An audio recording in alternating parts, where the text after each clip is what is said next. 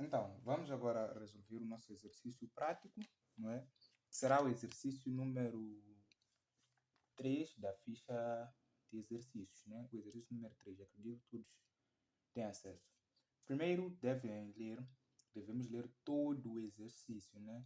Não vou fazer isso aqui no vídeo, mas cada um deverá fazer isso de forma individual, né? Que é ler todo o exercício, depois é que começa a resolver. Porque alguns dados que vamos usar logo no início podem estar no fim ou no meio do exercício. Então, se não ler todo, corre o risco de cometer erros.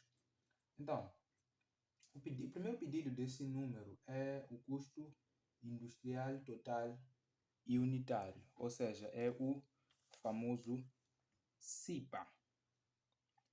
Então, para calcularmos o CIPA, o que é que nós precisamos? Claro, do CIPA, nós sabemos que o CIPA é dado pela fórmula matéria-prima consumida mais mão de obra direta mais gastos gerais de fabrico mais produtos em via de fabrico iniciais menos produtos em via de fabrico finais. Então, o que vamos fazer agora? Vamos tentar identificar cada um desses elementos no nosso exercício. Primeiro, a matéria-prima consumida. Não temos o valor da matéria-prima consumida, mas devemos ou podemos calcular. Então, aqui, por nos darem as quantidades, assim como os preços unitários, e temos o lote da compra, assim como o lote das resistências iniciais, no ponto número 7. Então, nós devemos abrir o nosso T. Então, nós devemos abrir o T. Então, o T tem um formato da letra T, né? Então, vamos por aqui o nome da matéria-prima M1. E aqui, vamos por o quê? Aquilo que chamamos do critério de valorimetria. Temos FIFO, LIFO e custo médio ponderado. E vamos ver, no caso, qual é o critério de valorimetria que será usado neste exercício. Então, podemos ir para mais para baixo para o exercício. Lá no finalzinho, nós vamos ver que o critério que deve ser usado é o critério LIFO. Então, vamos escrever aqui LIFO. Agora, a primeira coisa que nós colocamos no nosso T da matéria-prima é a existência inicial. Então, a existência inicial, vamos encontrar no ponto número 7. Então, no ponto número 7, nós vamos encontrar que a nossa existência inicial é de 1000 unidades a 80 meticais. Então, isso vai nos dar um valor de 80.000. Depois, nós temos o lote da compra. Então, na compra, nós vamos ter...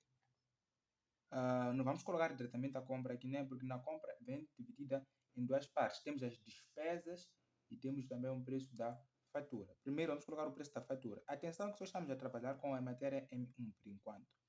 Então, o preço da fatura vai ser esse que temos aí no ponto número 1. Vai ser 3.000 kg ao preço unitário de 100 meticais. Então, vamos ter aí um valor de 300.000.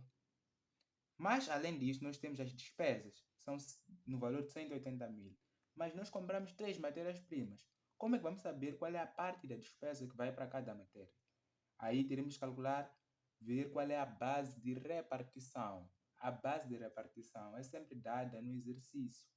Não se deve adivinhar. Então, o exercício depois diz aí, despesas de compra, 180.000. A sua repartição é feita proporcionalmente às quantidades compradas de matérias. Então, nós vamos ter que calcular aquilo que chamamos de coeficiente, que vai nos ajudar a repartir esse valor das despesas de compra. Então, vamos pegar os 180.000, vamos dividir pelo total da quantidade comprada de todas as matérias. Foram 3.000 da matéria M1, mais 4.000 da matéria M2, 7.000 fica 7.000. E adicionamos também com a matéria M3, então fica 9.000. Então, vamos dividir aqui por 9.000. Vamos ter o coeficiente de 20 meticais. Então, o coeficiente de 20 meticais. Então, esse coeficiente de 20 meticais, vamos colocar aqui. São as despesas de compra. Compramos 3.000 e cada matéria que nós compramos, cada unidade de matéria que compramos, teve uma despesa também de 20 meticais, além do preço da fatura que era de 100. Então, isso vai dar um valor de 60.000 meticais. Então, esse valor de 60.000 meticais Isso vai nos totalizar 300 mais 60, então a compra nos totalizou 360 mil. Só a compra, atenção, não incluímos ainda o valor da existência inicial. Então, para fechar o nosso T, vamos ter que somar os valores que estão aqui. O valor da compra, assim como o valor da existência inicial. Isso vai nos dar 80 mais 360, vai nos dar um valor de 440 mil. E a quantidade vai ser 1000 mais 3000, um valor de 4000. Então, temos a quantidade de 4000, o valor total é de 440 mil. Agora vamos para o consumo. Deste outro lado, ficamos com o consumo e a existência inicial.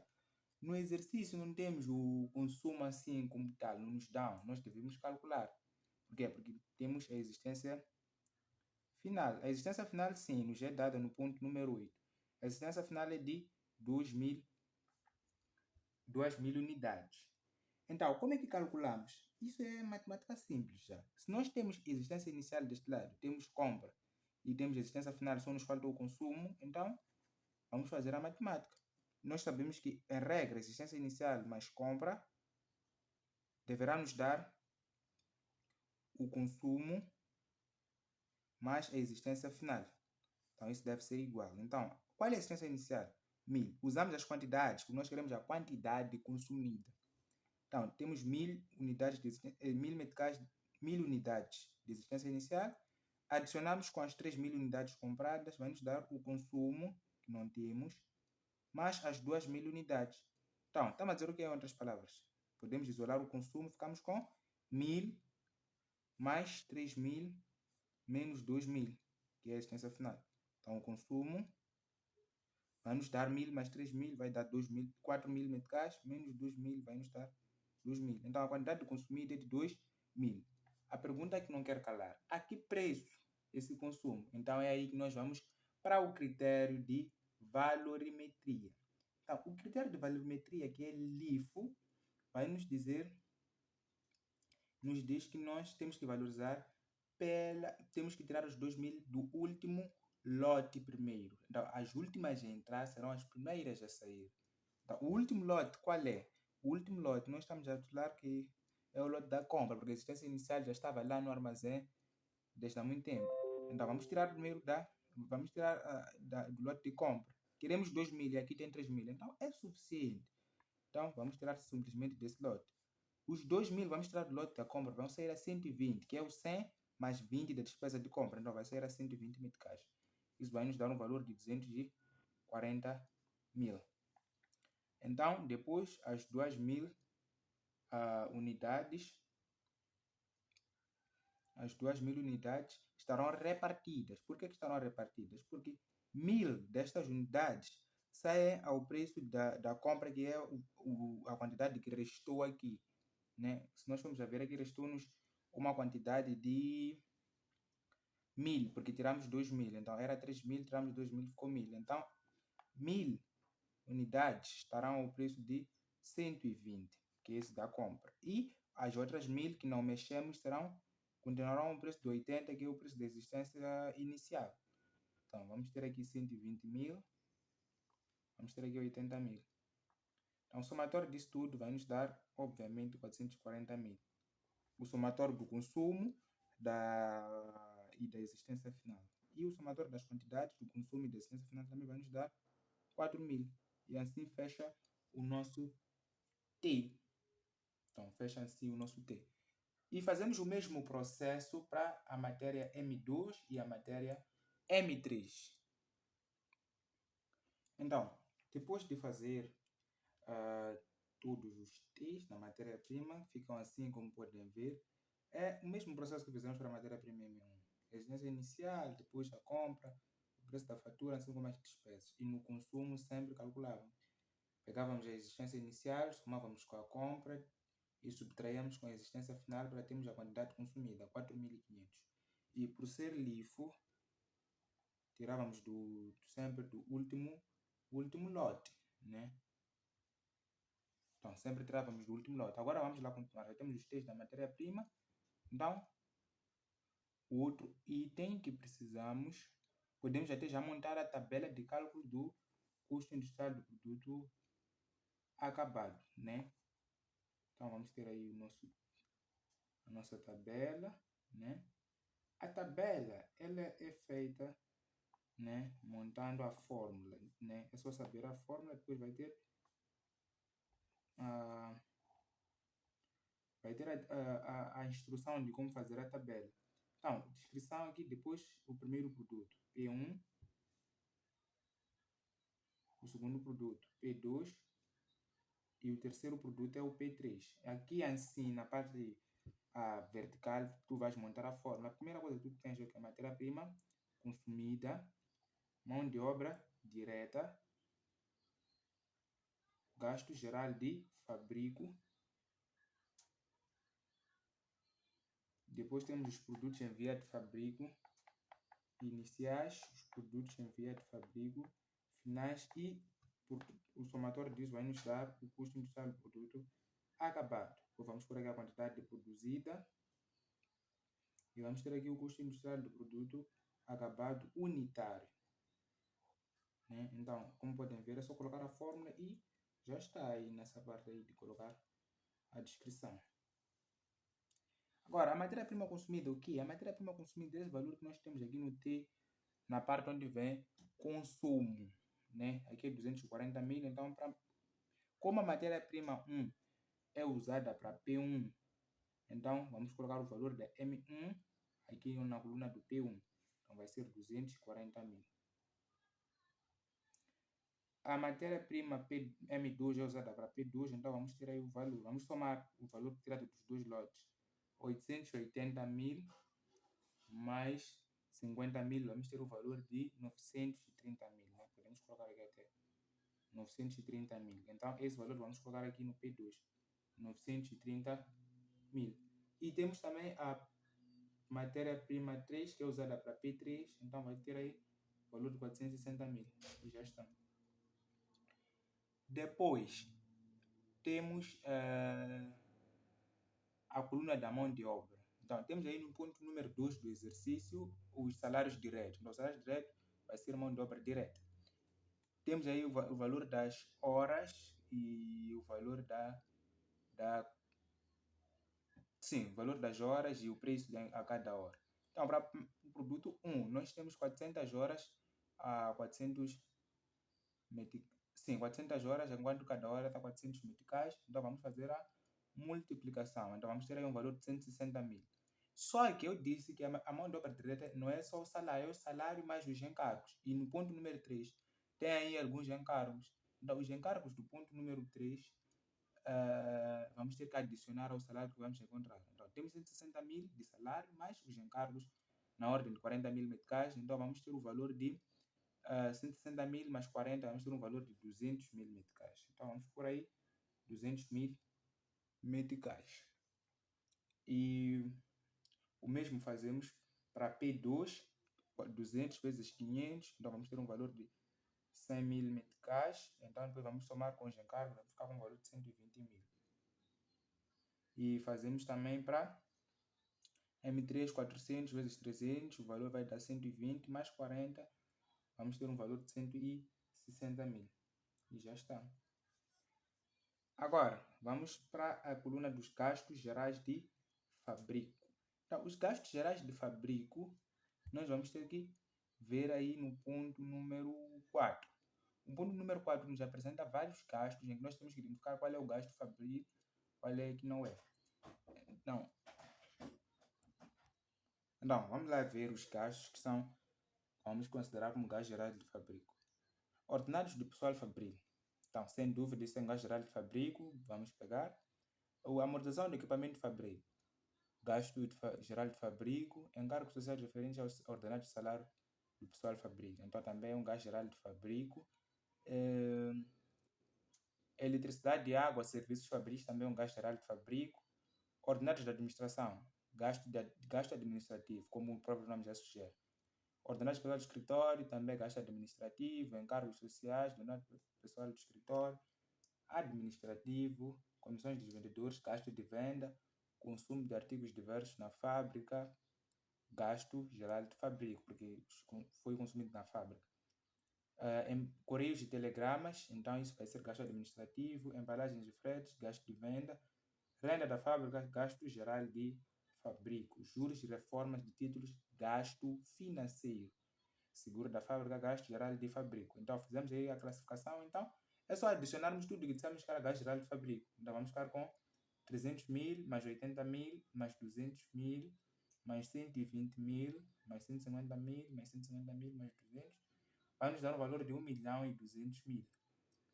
Mais uma vez, chegamos com uma parte que temos que repartir. Os 1 milhão e 200 mil é gasto geral de fabrico de todos os produtos. Então, nós precisamos de uma forma para repartir esse gasto geral de fabrico para sabermos quanto é que vai para P1, quanto é que vai para P2 e quanto é que vai para P3. Então, temos que procurar no exercício a parte que fala da repartição dos gastos gerais de fabrico. Então, os gastos gerais de fabrico, nas observações, dizem que os gastos gerais de fabrico são repartidos proporcionalmente aos produtos, considerando as horas de mão de obra. Então, vamos ter que calcular também o coeficiente de repartição. Então, vamos ter gastos gerais de fabrico totalizaram 1 milhão e 200 mil. Então, vamos dividir isto pela quantidade total das horas de mão de obra, para acharmos o coeficiente. Então, as horas totais de mão de obra totalizam são 400 para P1, mais 200 para P2, mais 400 para P3, totaliza 1000. Então, dividimos isso por 1000. Então, vamos ter um valor de 1200. Esse será o nosso coeficiente para repartir as mãos de obra. Então, depois nos perguntamos, P1, quantas horas nós trabalhamos ou despendeu-se para P1? 400. Então, vamos ter que dizer 1200 vezes 400. Então, para P1 vai um valor de 480 mil. O P2, como são 200, vamos multiplicar 1200 por 200, vamos ter um valor de 240 mil. Para P3, são 400 também, então 400 vezes 1200 fica um valor de 480. Então, já está. PVFs iniciais, não temos PVFs iniciais no exercício. Olhamos todos, vimos que não tem, então nem iniciais nem finais, então colocamos no traço. Agora, o CIPA total vai ser o somatório disto tudo. Então, vamos somar isto tudo, vamos ter um valor de 920 mil. Vamos somar aqui também de 930 mais 120 mais 240, vamos ter um valor de 1 milhão 290 mil. Vamos somar aqui também, vamos ter um valor de 3 milhões 300, ou melhor, vamos ter um valor de 1 milhão e 100 mil. Então, depois vamos calcular o CIPA unitário, que é dividir pela quantidade produzida. P1 foi produzido 2.000. Onde é que vemos isso? Vamos para o nosso exercício no ponto número 8. Temos 1.500 para... Não é aqui. Vamos lá. Exato, ponto número 5. Ponto número 5, nós temos 2.000 unidades de P1, então é a nossa produção. Então vamos dividir aqui por 2.000. Vamos dividir a P2 por 1.000. Vamos dividir o P3 por 2.000 também. Então, é essa que vai ser a nossa produção. Então, dividindo isso, vamos ter 460 aqui, como CIPA unitário, aqui 1.290. E aqui vamos ter um valor de 550 meticais. Então, já fizemos o cálculo do nosso CIPA unitário. Agora, vamos calcular o nosso CIPV, né, que é o nosso custo inicial do produto vendido. Então, o CIPV, como é que será calculado? O CIPV, neste caso, por termos o lote da existência inicial e o lote da produção, vamos ter que abrir o nosso T, né? Vamos ter que fazer o nosso T. Então, vamos lá fazer o T para calcularmos. Agora, o T daqui é dos produtos acabados. Atenção que o T daqui já não é dos produtos, das matérias-primas. Então, vamos ter que dizer produto acabado, P1. Então, a existência inicial dos produtos acabados. Preste atenção. Existência inicial dos produtos acabados. Vamos para o ponto número 7, onde vem produtos acabados. Vamos encontrar que tínhamos 1.000 unidades num valor de 400. Então, vamos dar 400 mil. Depois, colocamos aqui o lote da produção. Então, quanto é que nós produzimos? Produzimos 2.000 unidades, que são essas aqui. 2.000 unidades ao preço de 2.000, ao preço de 460, que é este aqui. Então, isso vai nos dar um valor de 920 mil. Então, aqui deste lado, nós vamos ter o quê? O consumo, ou podemos dizer também as vendas, né? Vamos dizer o consumo, que são as saídas dos produtos já acabados. E o critério é LIFO, tá?